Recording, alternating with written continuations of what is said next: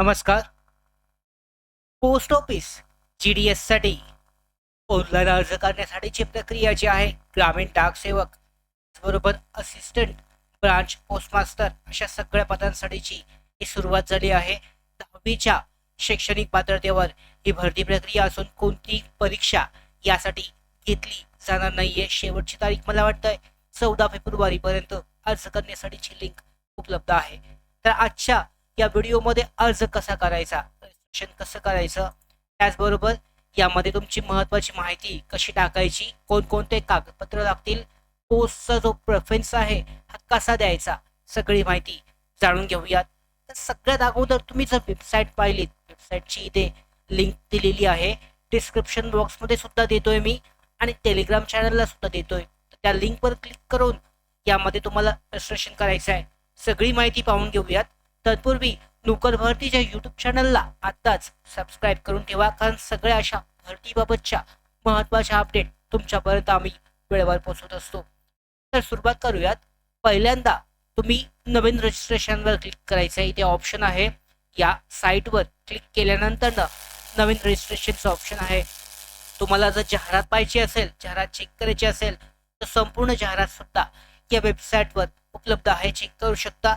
तुमच्या जो विभाग आहे म्हणजे डिव्हिजन आहे, यामध्ये सब डिव्हिजन, त्यामध्ये किती जागा तुमच्या कॅटेगरीसाठी आहेत या पहिल्यांदा एका ठिकाणी तुम्ही काढून नोट करून घेऊ शकता, जेणेकरून नंतरनं तुम्हाला पोस्टचा जो प्रेफरन्स आहे हे देणं सोपं जाईल.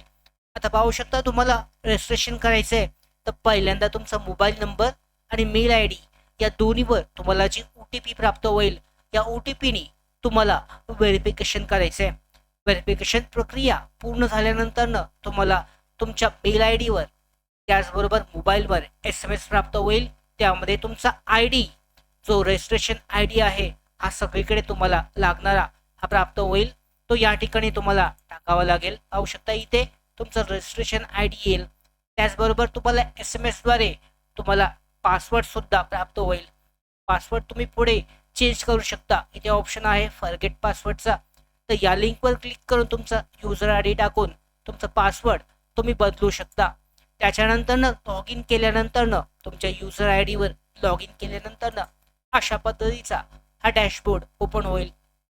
तर इथे सगळी माहिती आहे. तुम्हाला काय काय यामध्ये फिल आउट करायचे आहे. तुमचे पर्सनल डिटेल, आता पर्सनल डिटेल जे आहे तुमचे काही डिटेल असतील हे अगोदर ऑटोमॅटिकली फिल होतील. त्याच्यानंतर तुमची शैक्षणिक पात्रता आता 10वीचीच द्यायची आहे, त्यामुळे ती 10वीचे जे सगळे गुण आहेत यामध्ये प्रत्येक विषयाचे हे तुम्हाला टाकावे लागतील त्या ठिकाणी. त्याच्यानंतर पोस्ट प्रेफरन्स म्हणजे कोणत्या पोस्टसाठी तुम्हाला यामध्ये प्राधान्य द्यायचं आहे, ज्या ठिकाणी तुम्हाला सगळ्यात जास्त चान्सेस वाटत आहेत त्या प्रेफरन्सच्या त्या पोस्टला, त्या डिव्हिजनला सगळ्यात टॉपला ठेवायचे आहे आणि सगळ्यात कमी असतील पोस्ट प्रेफरन्स त्याला शेवटीला ठेवायचे आहे. असे एकूण 30 पोस्ट प्रेफरन्स जे आहे प्राधान्य पदासाठीचे तुम्ही सिलेक्ट करू शकता. आणि शेवटी तुमचे महत्त्वाचे कागदपत्र असतील, आधार कार्ड असेल, त्याचबरोबर तुमचं जे यामध्ये 10वीचं मार्कशीट आहे, 10वीचं बोर्ड सर्टिफिकेट आहे ते अपलोड करावे लागेल. तर अशा पद्धतीने हे सगळे कागदपत्र अपलोड केल्यानंतर तुमचा अर्ज जो आहे हा सबमिट होईल. यासाठीची ऑप्शन आहे ते तुम्हाला पोस्टचं जो नाव आहे ज्यासाठी तुम्ही अर्ज करताय या भरती परीक्षेसाठीचं, त्याचं नाव आहे ग्रामीण डाक सेवक GDS ऑनलाईन एंगेजमेंट शेड्यूल 1 2025 साठीची, जानेवारी 2026 साठीची. तर या पद्धतीने हे सगळ्या स्टेप्स आहेत. पहिल्यांदा सगळी तुमची पर्सनल माहिती, त्याच्यानंतर शैक्षणिक माहिती, त्याच्यानंतर पोस्ट प्रेफरन्स आणि अपलोड डॉक्युमेंट. आता पोस्ट प्रेफरन्ससाठी आपण डिटेलमध्ये पाहून घेऊयात की कशा पद्धतीने तुम्ही हे सगळी प्रोसेस कराल. तर पोस्ट ऑफिस विभागात GDS ग्रामीण डाक सेवक PPM आणि EBPM सारख्या पदांसाठी 28,740 जागांसाठीची जाहिरात प्रसिद्ध झाली आहे. तर फॉर्म भरण्यापूर्वी तुम्हाला तुमचा जिल्हा, विभाग आणि श्रेणीनुसार रिक्त जागा ज्या आहेत हे तपासणं खूपच महत्त्वाचं आहे, कारण डायरेक्टली तुम्ही पोस्ट प्रेफरन्स दिला तर सिलेक्शन होण्याचे चान्सेस कमी राहतील. ज्या ठिकाणी तुमची कॅटेगरी आहे, त्या तुमच्या ठिकाणी तुम्हाला जास्त जागा आहेत त्या ठिकाणी तुम्ही सिलेक्ट करायचं आहे. तर तिथे सिलेक्ट करण्यासाठी पाहू शकता तुमचा जिल्हा निवडायचा आहे. उदाहरणार्थ बुलढाणा असेल 48 जागा आहेत, धुळेसाठी कमी आहेत, चंद्रपूरसाठी सगळ्यात जास्त. त्याच्यानंतर तुमचं डाक पोस्ट जे असेल ते सिलेक्ट करायचं आहे. धामणगावसाठी ओपन कॅटेगरी आहे, गांगलगावसाठी ओबीसी आहे, PWD साठीच्या जागा. तर तुमच्या कॅटेगरीनुसार जागा ठरवून फॉर्मप्रमाणे प्राधान्य तुम्हाला निवडायचं आहे. तर तुम्ही एका ठिकाणी ही माहिती नोट करून घ्या. आता रजिस्ट्रेशन कसं करायचं, तर नवीन नोंदणी यासाठी रजिस्ट्रेशन करण्यासाठी OTP तुमच्या मोबाईल नंबरवर प्राप्त होईल. मी अगोदर सुद्धा ही माहिती दिलेली आहे. त्याच्यानंतर ना पर्सनल डिटेल्स तुम्हाला फिल आउट करायचे आहेत. म्हणजे काय काय असेल यामध्ये पर्सनल डिटेलमध्ये अर्जदाराचं नाव, जे काही 10वीच्या मार्कशीटमध्ये ज्या पद्धतीने नाव दिलेलं आहे, आडनाव, स्वतःचं नाव, वडिलांचं नाव, या पद्धतीनेच तुमची माहिती त्या ठिकाणी तुम्हाला टाकायची आहे. त्यानंतर पाहिलं तर जन्मतारीख, निवड, वर्ष, महिना आणि तारीख आहे. त्याच्यानंतर जेंडर आहे, वडिलांचं नाव आहे, आईचं नाव, जे काही 10वीच्या मार्कशीटवर टाकलंय तसंच टाकणं आवश्यक आहे. त्याच्यानंतर कॅटेगरी तुम्हाला सिलेक्ट करायची आहे, ज्या कॅटेगरीमध्ये तुम्ही आहात ती कॅटेगरी तुम्हाला सिलेक्ट करायची आहे. त्याच्यानंतर पुढे रजिस्ट्रेशन झालं, लॉग इन केलं, तुम्ही ॲप्लिकेशन स्टार्ट केलं, तर इथे सांगितलं मी मॅरिटल स्टेटस आहे, PWD असेल, येस किंवा नो. एम्प्लॉयमेंट स्टेटस तुमचा असेल येस किंवा नो याची माहिती. तुमचा सध्याचा पत्ता, त्याच्यामध्ये गाव असेल, पोस्ट, तालुका, जिल्हा, पिनकोड, सगळी माहिती. परमनंट असेल तर सेम सिलेक्ट करू शकता. त्याच्यानंतर पुढे काय आहे तर शैक्षणिक पात्रता.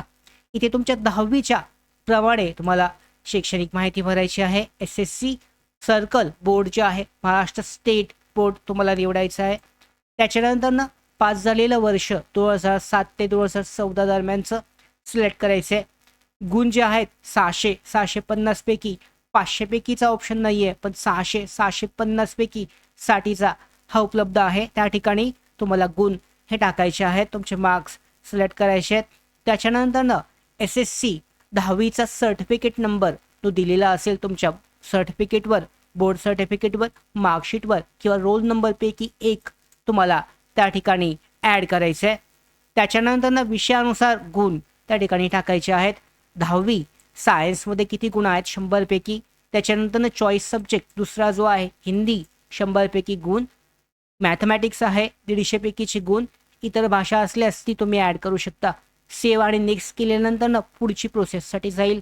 आता पुढची प्रोसेस काय आहे तर पदाचं प्राधान्य तुम्हाला सिलेक्ट करायचं आहे, पोस्ट प्रेफरन्स. तर यामध्ये तुमच्या श्रेणीनुसार ज्या ठिकाणी जागा तुम्ही अगोदर पाहायच्या आहेत आणि तपासल्याप्रमाणे तुमचे जे प्राधान्यक्रम आहे, डिव्हिजन सिलेक्ट केल्यानंतर पहिला ज्या ठिकाणी सगळ्यात जास्त तुम्हाला चान्सेस वाटते तो सिलेक्ट करून शेवटी ज्या ठिकाणी सगळ्यात कमी चान्सेस आहेत ते सिलेक्ट करायचे.